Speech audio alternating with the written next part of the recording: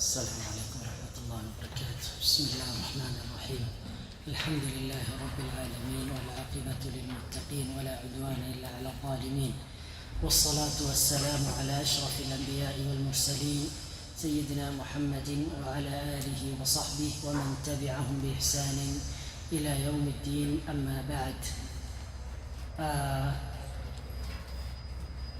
يقول المؤلف رحمه الله تعالى: وافترض الله على جميع العباد الكفر بالطاغوت والإيمان بالله. قال ابن القيم رحمه الله: الطاغوت ما تجاوز به العبد حده من معبود أو متبوع أو مطاع. شيخنا سيما رحمه الله: وافترض الله على جميع العباد الكفر بالطاغوت. Allah subhanahu wa ta'ala ametuwekea ni wajib, ni fardh kwa kila muislamu, kwa kila mwanadamu, al-kufru bit-taghut wal-iman billah, kukufuru taghut. Na taghut kama tutakavyoeleza ni kitu chochote ambacho kinaabudiwa kinyume na Allah subhanahu wa ta'ala. Kwa hivyo inatakikana muislamu awe ni mwenye kukufuru chochote ambacho kinaabudiwa kinyume na Allah subhanahu wa ta'ala, na awe ni mwenye kumwamini Allah subhanahu wa ta'ala. Idhan iftarada Allahu ala jami'i al-ibad al-kufra bit-taghut wal-iman billah. Akaeleza kalamu ya Ibn al-Qayyim rahimahullah, akieleza maana ya taghut, akasema at-taghut ma tajawaza bihi al-'abdu haddahu min ma'budin au matbu'in au muta'in, ay huwa ma tajawaza bihi al-'abdu haddahu.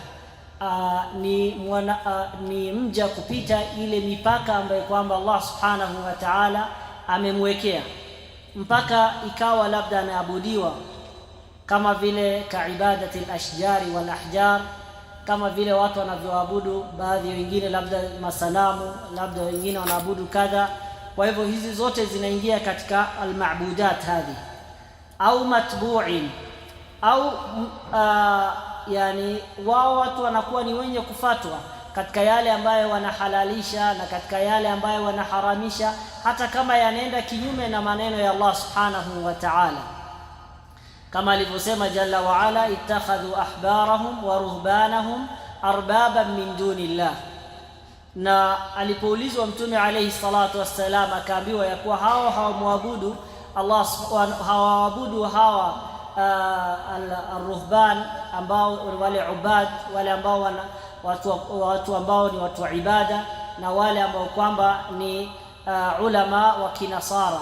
Akasema, akaambiwa Mtume alayhi salatu wassalam, hawa hawaabudu hawa watu. Akawaambia, je, hawa wakiwahalalishia kitu ambacho Allah ameharamisha, au kinyume ya hiyo, mathalan kitu ambaye ni haramu katika haramu katika dini yake Allah subhanahu wa ta'ala, na hao akawahalalishia, je, hawafati hayo? Akasema naam. Akaambia hiyo ndio kuwafanya hao ndio miungu, kwa sababu masala ya tashri' ni yake Allah subhanahu wa ta'ala. Am lahum shuraka'u shara'u lahum min ad-din ma lam ya'dhan bihi Allah.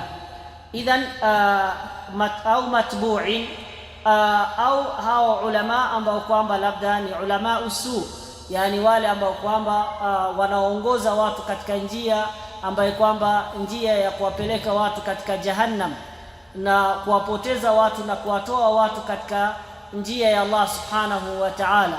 Kwa hivyo na wakawa wale watu ambao kwamba pia watu wanawafata katika hiyo njia, basi hiyo ndio katika hali kama hizi. Akasema Sheikh, au matbu'in au muta'in. Al-muta' yani yoyote ambaye kwamba anafanyiwa taa kinyume na Allah subhanahu wa ta'ala. Inaweza kuwa kama vile ulama, mfano kama yenye tumetoa, ama inaweza kuwa labda ni viongozi ambao kwamba wanawaelekeza watu katika njia ambayo kwamba inakhalifu njia ya Allah subhanahu wa ta'ala, na watu wakawa wanawafuata katika hiyo njia. Kwa hivyo sawa, kiumbe kama huyo awe anaabudiwa au anafatwa na yani watu wanamfuata na wanawacha maamrisho ya Allah subhanahu wa ta'ala, ama wanamtii na wakawacha maamrisho ya Allah subhanahu wa ta'ala. Ibn al-Qayyim rahimahullahu ta'ala anasema haya yote yanaingia katika mas'alatu taghut. Kisha Ibn al-Qayyim rahimahullah akasema wa ru'usuhum khamsa, yani Sheikh akaeleza baada dhalik. Kwanza ametaja qauluhu ta'ala, anasema wa kullu ummatin ba'atha Allahu ilayha rasulan min Nuhin ila Muhammadin sallallahu alayhi wa sallam ya'muruhum bi'ibadati Allahi wahdah wa yanhahum an ibadati taghut. Na maanbiya alayhimus salatu wassalam wote ambao kwamba wametumwa na Allah subhanahu wa ta'ala, ilikuwa kazi yao ni kuamrisha watu kumwabudu yeye Allah subhanahu wa ta'ala peke yake na kukufuru taghut, kama alivyosema Allah subhanahu wa ta'ala, walaqad ba'athna fi kulli ummatin rasulan an i'budu Allah wajtanibu taghut. Kwa hivyo hii ndio maana ya la ilaha illa Allah, an i'budu Allah wajtanibu taghut, faman yakfur bitaghut wa yu'min billah. Idhan, kwa sababu la ilaha illa Allah iko na ruknu mbili, iko na nguzo mbili, ambaye ni an-nafyu wal ithbat. An-nafi ni la ilaha, ya kuwa inapinga kila kitu ambaye kwamba kinaabudiwa kinyume na Allah subhanahu wa ta'ala, wa ithbatu al-ibadati lillahi wahda, na kumthibitishia Allah subhanahu wa ta'ala peke yake ibada. Kwa hivyo hizi ayat zote zina hii maana, na kadhalika qauluhu ta'ala, wa idh qala Ibrahimu li abihi wa qaumihi innani bara'un mimma ta'budun, na hii ni sawa sawa na la ilaha. Kisha akasema illa alladhi fatarani, akathibitishia Allah subhanahu wa ta'ala ambaye ndio aliyemuumba yeye peke yake, ndio anamthibitishia ibada. Kwa hivyo walaqad ba'athna fi kulli ummatin rasulan an i'budu Allah, muabuduni Allah subhanahu wa ta'ala peke yake, wajitanibu taghut, na mujiepushe na taghut. Kisha baada dhalika qala Sheikh, wat-tawaghitu kathirun. Tawaghit ni jam'u taghut, na hizi tawaghit, vitu ambavyo vinaabudiwa kinyume na Allah subhanahu wa ta'ala, ni nyingi, lakini katika hizi nyingi anasema ruusuhum khamsa, kuna vile vichwa ambavyo ni tano, yani kama hizi ndio main ambaye zinarudi katika tawaghit, zote zinarudi katika hizi. Kwanza kabisa akamtaja Iblis, akasema Iblis laanahu Allah, Iblis ambaye amelaaniwa na Allah subhanahu wa ta'ala. Na kisa cha Iblis, na Iblis mnajua ya kuwa Iblis ni adui wa mwanadamu. Idhan kwa sababu yeye ni adui wa mwanadamu, mwanadamu pia anafaa kumchukulia adui na ajichunge naye, wa ila atakuwa ni mwenye kumpoteza na kumtoa katika ile njia ya Allah subhanahu wa ta'ala. Kisha Sheikh akasema baada dhalika, wa man ubida wa huwa radhi, yoyote ambaye kwamba ataabudiwa na akawa radhi na hiyo ibada. Na neno la wa huwa radhi ni muhimu, kwa sababu kuna watu ambao wanaabudiwa, au mfano kuna malaika wanaabudiwa lakini wale hawako radhi, kama vile Isa alayhi salatu wassalam anaabudiwa, watu wanamwabudu. wa idh qala Allah ya Isa ibn Maryam a anta qulta lin-nasi ittakhidhuni wa ummi ilahayn min dunillah qala subhanak. Anasema aliulizwa Isa alayhi salatu wassalam na Allah subhanahu wa ta'ala, wa idh qala Allah ya Isa ibn Maryam, anaitwa Isa ibn Maryam, anaulizwa a anta qulta lin-nasi ittakhidhuni wa ummi ilahayn min dunillah, je, wewe ndio umewaambia watu ya kuwa wakuabudu wewe, yani wewe ni Mungu wao, pamoja wewe na mamako nyote ni miungu. Na Allah anasema ni'budu Allah ma lakum min ilahin ghayru. Isa alayhi salatu wassalam yaqul, Allah kimwambia wa idh qala Allah ya Isa ibn Maryam a anta qulta lin-nasi ittakhiduni wa ummi ilahayn min dunillah qala subhanak.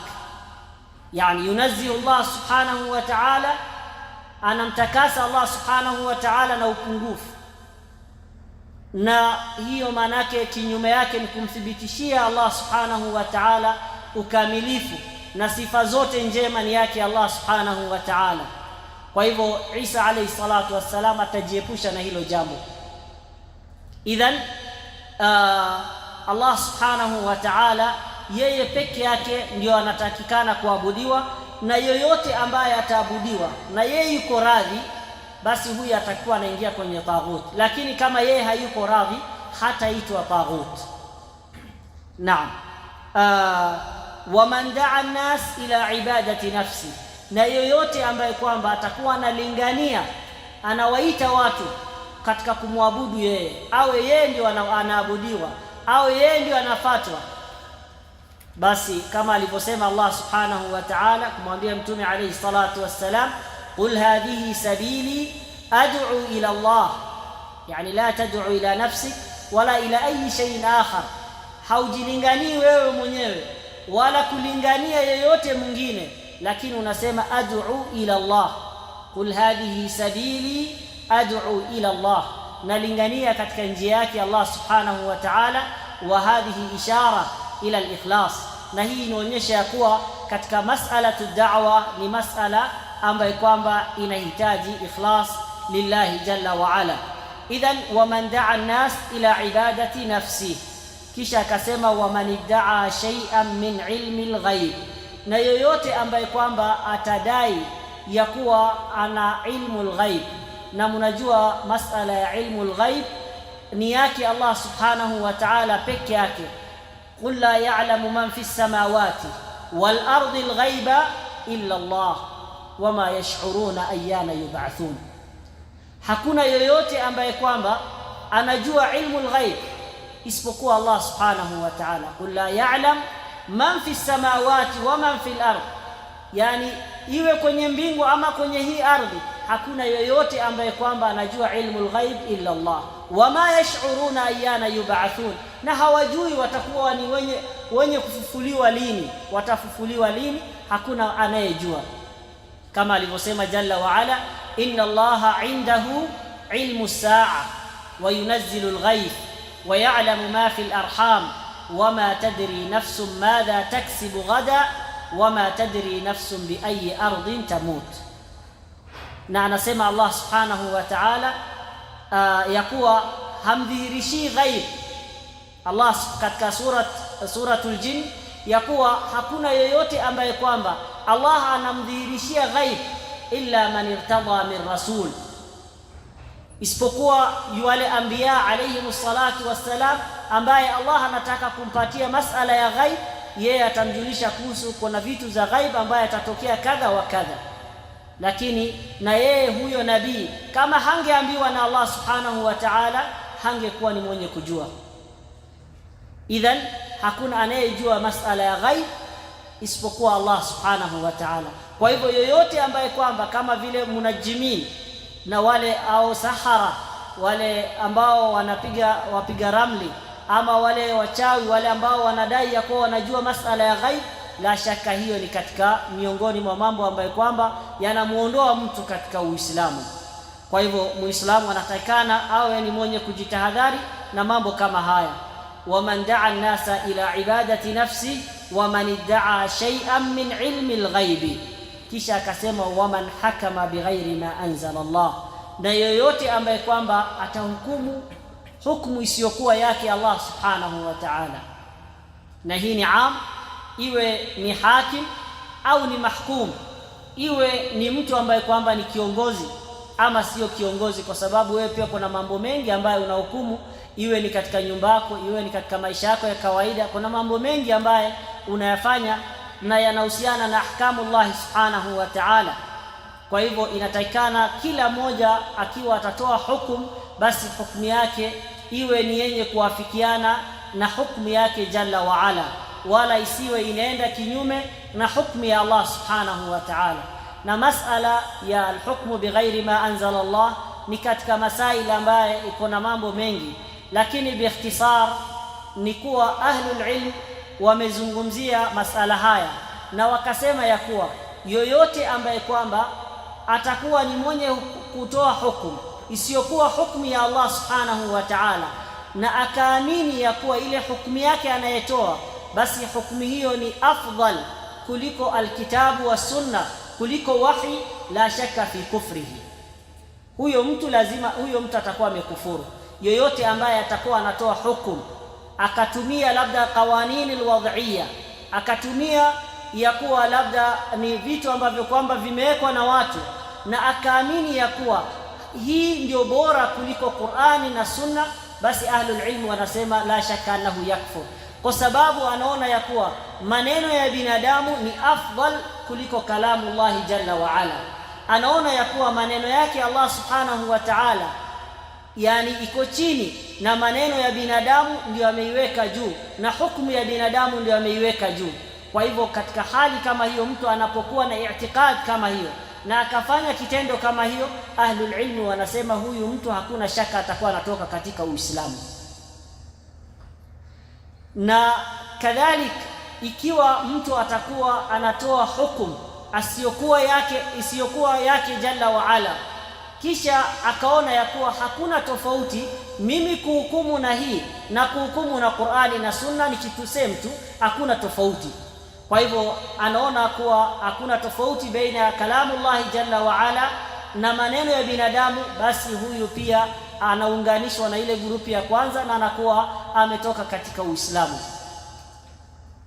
Nyingine ni kuwa hali tofauti ni kuwa huyu mtu akiwa anaamini ya kuwa wahi ama al-Qur'an wa Sunna la shaka ndio afdal na ndio bora zaidi kuhukumu nayo, lakini ikampelekea sababu miongoni mwa sababu zingine akawa ni mwenye kuhukumu isiyokuwa hukumu ya Allah subhanahu wa ta'ala. Kwa hivyo ukamuuliza, kwa nini unahukumu na hii? Unajua Qur'ani inasema, wallahi najua Qur'ani ni bora, najua Qur'ani ni afdal kuliko vitu hivi vyote, lakini hali kadha wa kadha imenifikisha nikaingia katika jambo hili. Huyu ahlul ilmi wanasema ya kuwa hakui kafir, lakini ako ala khatarin adhim. Huyu mtu yuko katika hali hatari, lakini bado yuko katika Uislamu. Kwa hivyo hiyo ndio kwa ufupi katika masala ya na ahlul ilmi wanagawanya kufr, kuna kufrul asghar na kuna kufrul akbar. Na ukisikia watu wanasema ahlul ilmi wanakuambia kuna kufra ambaye ni akbar na kuna kufra ambaye ni asghar, usije ukadhania ya kuwa ahlul ilmi wanajitungia mambo yao, lakini mambo ambayo yamekuja katika Qur'ani na Sunna. Labda nitatoa tu mfano moja ili uwe na yakini ya kuwa kuna mambo kama haya katika. Kwa hivyo ukisikia waman lam yahkum bima anzala Allah faulaika humul kafirun dhalimun na fasiqun, kama vile ilivyokuja katika Qur'an, usije ukafikiria kila kufru basi ni kufru ambaye inatoa mtu katika milla. Alivyosema Mtume alayhi salatu wassalam, mfano tu anasema sibabul muslimi fusuq, sibabul muslimi fusuq wa qitaluhu kufrun. Kwa hivyo angalia, tazama vizuri, sibabul muslim yani kumtukana muislamu ni sibabul muslimi fusuq, ni fisk. Kwa hivyo hii inakuonyesha kuna fisk. Je, mtu akimtukana mwenzake, kuna mtu akimtukana mwenzake anakuwa kafir? Hakui kafir, sio? Nyote mnajua, na sote hakuna mtu anasalimika, kila mmoja. Hata labda kama hujamtukana mtu mwingine, labda utamtukana mtoto wako, amekukasirisha, umemtukana mtoto. Kwa hivyo sibabul muslimi fusuq ni fisk. Kwa hivyo unajua kuna fisk akbar na kuna fisk asghar, kama vile pia sibabul muslimi fusuq wa qitaluhu kufrun, na kupigana na muislamu wenzako ni kufr. Na hapa angalia kama alivyosema Allah subhanahu wa ta'ala, wa in ta'ifatani minal mu'minina iqtatalu fa aslihu bainahuma. Wa in ta'ifatani, wakipigana vikundi viwili, wote Allah amewasifu na sifatul iman. Wa in ta'ifatani minal mu'minin, group mbili, wote wawili, group hizi mbili zote mbili ni za wote ni waislamu. Wa in ta'ifatani minal mu'minina iqtatalu, wakapigana, fa aslihu bainahuma, fanyeni sulh. Fa in baghat ihdahuma ala al-ukhra faqatilu allati tabghi. Na Allah akasema katika alipozungumzia masala ya qisas, fa in ufiya lahu min akhihi shay'un fattiba'un bil ma'ruf. Fa in ufiya lahu min akhihi, akathibitisha ya kuwa yule ni ndugu yake, amethibitisha ukhuwa al-imaniya. Na ukirudi katika tafsiri ya Sheikh Saadi rahimahullah, ameeleza katika hii aya ya kuwa kuonyesha ya kuwa yule ambaye kwamba masala ya qital haimuondoi mtu katika Uislamu. Idhan hii ni kuonyesha kuwa kuna ayati ni nyingi na hadithi ni nyingi ambayo inataja masala ya kufr na inakusudiwa kufrun asghar, ama inakuja bimaana fisq au dhulm, na inakuwa dhulm asghar na inaweza kuwa dhulm akbar, kama vile alivyosema inna shirka la dhulmun adhim. Idhan nafikiri mpaka haya ambayo tumeyazungumzia inshallah hiyo ishara inatosha katika hiyo masala. Kisha Sheikh akasema baada dhalika wa dalilu qawluhu ta'ala la ikraha fi ad-din qad tabayyana ar-rushdu min al-ghayy faman yakfur bit-taghut wa yu'min billah faqad istamsaka bil-urwati al-wuthqa. Anasema la ikraha fi ad-din, yani hakuna kulazimishana katika dini. Na aya hii iko na aqwal nyingi katika ahlul ilm, wale ambao wamezungumzia kuwa aya ni mansukha, na kuna wengine ambao wamezungumzia kadha, lakini biikhtisar ni kuwa Allah subhanahu wa ta'ala anavyoeleza la ikraha fi din, yani hakuna kulazimishana katika hii dini. Na inamaanisha nini? Kwa sababu lianna dalail hadha din ziko wazi, ad-dalail wadhiha, dalail ya kuonyesha kuwa Uislamu ni dini ya haki ni dalili ambazo ziko wazi kabisa. Na pia kumbuka masala nyingine ni kuwa iwezekani ukalazimisha mtu katika Uislamu, kwa sababu mnajua kuna mambo mawili ili mtu awe Muislamu. Kuna mambo mawili ambayo ni muhimu. Kwanza kabisa ni al-i'tiqad, ayataqid, awe na i'tiqad, amini ya kuwa hakuna apasaye kuabudiwa kwa haki isipokuwa Allah subhanahu wa ta'ala, Mwenyezi Mungu mmoja peke yake. Dhalika bi anna Allah huwa al-haq wa anna ma yad'una min dunihi huwa al-batil. La pili ni kuwa atoe shahada, yani ashuhudie yale ambayo kwenye kifua chake, yale ambayo amekuwa na i'tiqad nayo, lazima aitoe shahada, yani ayu'lin wa an yuqir, yani atoe i'lan na ashuhudie ya kuwa hakuna apasaye kuabudiwa kwa haki ila Allah subhanahu wa ta'ala. Falidhalika Allah ya kuwa mtu akiwa na i'tiqad, akisema wallahi Uislamu ni mzuri, naona dini yenu ni mzuri sana, hata mimi wakati mwingine na share na nyinyi katika baadhi ya vitu kwa sababu ya Uislamu, naona ni dini mzuri. Naam, Mwenyezi Mungu amuongoze huyo mtu na awe ni Muislamu, lakini akifa katika hiyo hali, huyu mtu bado hajakuwa Muislamu.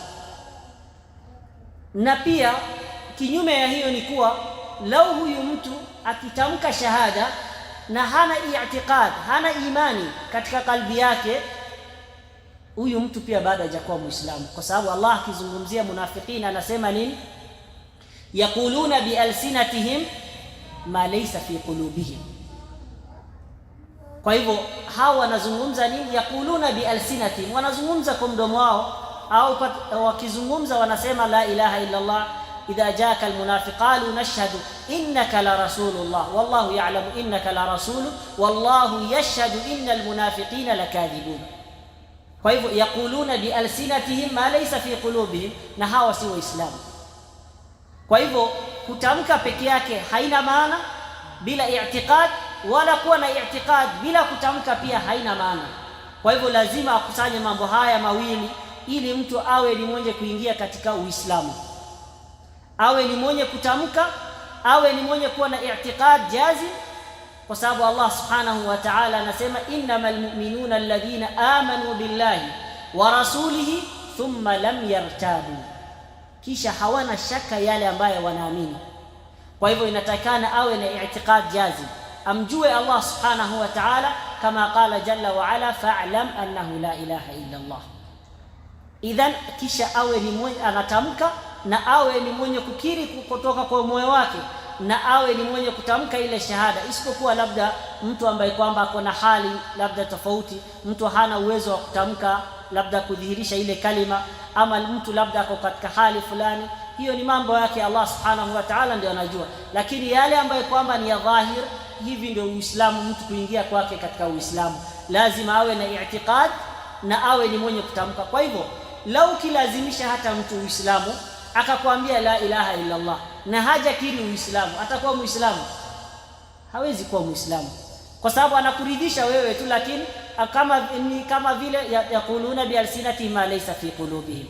Na lau akikuwa na i'tiqad na kose kusema la ilaha illa Allah, huyu pia kama vile Allah alivyosema wajahadu biha wastaiqanatha anfusuhum. Idhan wale wamejua haki, yani kuwa inatoka kwake Allah subhanahu wa ta'ala, jahadu biha wastaiqanatha anfusuhum, lakini katika yaqeen, katika kalbi zao ya kuwa wanaamini hii yote inatoka kwa Allah subhanahu wa ta'ala, wakakataa kuamini, lakini kwa sababu ya dhulma wa udwana, kwa sababu ya kibri na kwa sababu ya dhulma wanavyofanya. Kwa hivyo ikawa hao watu hawaji. Kwa hivyo Uislamu, mtu hawezi lazimisha mtu katika Uislamu mpaka huyo mtu awe ni mwenye kukubali, lakini kuna ile process ambayo Allah subhanahu wa ta'ala ameamrisha, kama vile alivyoamrisha jalla wa ala katika watu, kuamrisha watu jihad, wawe ni wenye kupigana katika njia ya Allah subhanahu wa ta'ala. Na hii ni kwa sababu ya kutozuia wale wengine ambao kwamba wanataka kuingia katika Uislamu, kwa sababu hao wanazuia Uislamu isiwe ni yenye kuenea. Allah akawa ni mwenye kuamrisha Uislamu, wale Waislamu wawe ni mwenye kupigana katika njia yake, ili dini yake Allah subhanahu wa ta'ala iwe iko dhahir, na kama itakavyokuja katika hadithi hii. Idhan hiyo ndio maana ya la ikraha fi din. Kisha akasema Allah qad tabayyana ar-rushdu min al-ghayy. Ar-rushd bimaana ni al-huda, yani uongofu uko wazi. Ar-rushd min al-ghayy ambaye ni dhalal, yani upotevu uko wazi na haki pia iko wazi. Kwa hivyo ambaye atataka kufata haki atafata, na yule ambaye kwamba hataki kufata Uislamu, basi kama alivyosema Allah subhanahu wa ta'ala, lasta alayhim bimusaytir. Idhan kwa hivyo wewe unatakana kufanya indhar na kuwafikishia kadra almustata, lakini hauna uwezo wa kulazimisha nyoyo zao ziwe ni zenye kumwamini Allah subhanahu wa ta'ala. Qad tabayyana ar-rushdu min al-ghayy faman yakfur bit-taghut wa yu'min billah, yoyote ambaye kwamba atakufuru taghut na akawa ni mwenye kuamini Allah subhanahu wa ta'ala, faqad istamsaka bil-urwati al-wuthqa, ay as-sabab al-aqwa, as-sabab al-matin, ambaye ni la ilaha illa Allah. Atakuwa ameshikamana na sababu ambayo kwamba inamweka katika njia yake Allah subhanahu wa ta'ala. Na ahlul ilm wametafsiri al-urwatu al-wuthqa bimaana shahadat an la ilaha illa Allah. Idhan baada ya Sheikh kumaliza, akamalizia wa hadha maana la ilaha illa Allah, na hii ndio maana ya la ilaha illa Allah, yani alivyosema faman yakfur bitaghut wa yu'min billah. Na katika qauluhu ta'ala walaqad ba'athna fi kulli ummatin rasulan an i'budu Allah wajtanibu at-taghut. Hii ndio maana ya la ilaha illa Allah. Kwa hivyo ikiwa mtu anamwabudu Allah subhanahu wa ta'ala na anamshirikisha, basi hiyo sio imani. Imani inatakikana iwe ni khalisan lillahi wahda, yani kama alivyosema wama umiru illa liya'budu Allah mukhlisina lahu ad-din. Na hiyo imani iwe inaambatana na imani ya masahaba, kama alivyosema Allah subhanahu wa ta'ala fa in amanu bimithli ma amantum bihi faqad ihtadaw. Kwa hivyo hapo ndio hidayah ipo. Ili tuwe tumeongoka na tuwe katika njia ya sawa, lazima tuamini kama walivyoamini hao masahaba wa Mtume alayhi salatu wassalam. Falidhalika qala jalla wa ala waman yushaqiqir rasula min ba'di ma tabayyana lahu alhuda wa yattabi' ghayra sabilil mu'minin nuwallihi ma tawalla wa nuslihi jahannama wa sa'at masira. Akasema Allah subhanahu wa ta'ala waman yushaqiqir rasul, yoyote ambaye ataenda kinyume na Mtume alayhi salatu wassalam, min ba'di ma tabayyana lahu alhuda, baada ya kubainikiwa na uongofu, akaona haki ndio hii na akawa ni mwenye kuiacha, wayattabi ghaira sabili almu'minin, na akafata njia ya isiyokuwa njia ya waumini ambao ni hao masahaba, amana ar-rasulu bima unzila ilayhi min rabbih walmu'minun. Na alivyosema fa in amanu bimithli ma amantum bihi faqad ihtadaw. Idhan hiyo ndio njia ya Allah subhanahu wa ta'ala, na hii ndio maana ya la ilaha illa Allah na muktadha shahadata la ilaha illa Allah ni al-ikhlas, wa muktadha shahadata anna Muhammadar Rasulullah ni mutaba'atu nabii sallallahu alayhi wasallam.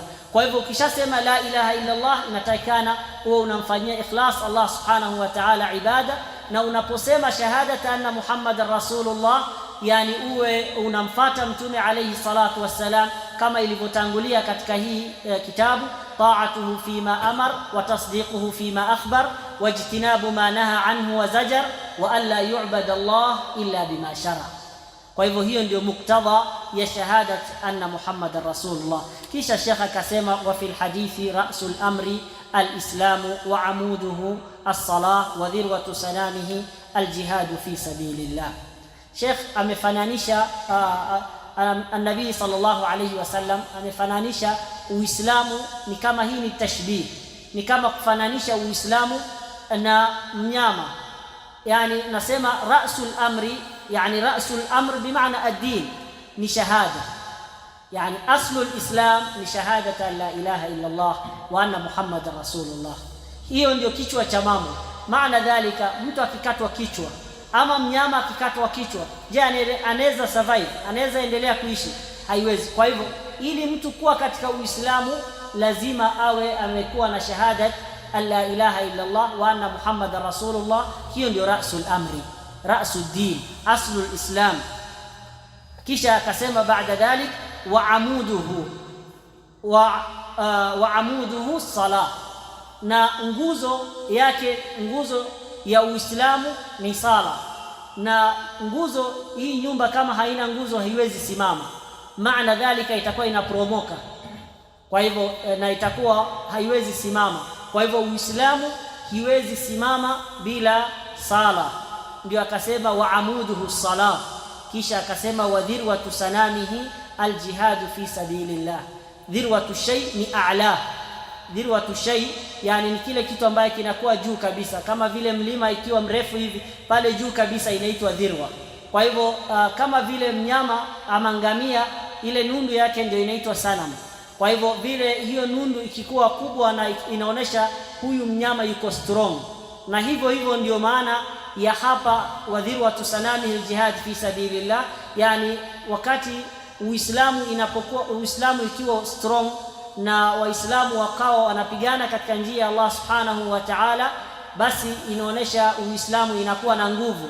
Na ikikosekana aljihad fi sabilillah, inaonesha Uislamu iko na dhaifu, inaonesha Waislamu watakuwa ni mustadhafin, watakuwa ni wanyonge. Kwa hivyo Mtume alayhi salatu wassalam ametupigia mfano ya Uislamu na mambo haya matatu, ambaye ni aliposema ra'sul amri al-islam wa amuduhu as-salah wa dhirwatu sanamihi al-jihadu fi sabilillah. Hadha wallahu a'lam wa sallallahu wa sallama ala nabiyyina Muhammadin wa ala alihi wa sahbihi wa sallam wa jazakumullahu khairan. Wassalamu alaykum wa rahmatullahi wa barakatuh. Kwa hivyo mpaka kufikia hapa tutakuwa tumemaliza risala ya usulu thalatha. Tunamwomba Allah subhanahu wa ta'ala an yataqabbala minna wa minkum salihal a'mal wa an yaj'ala kulla ma naquluhu wa na'maluhu khalisan liwajhi Allahil karim.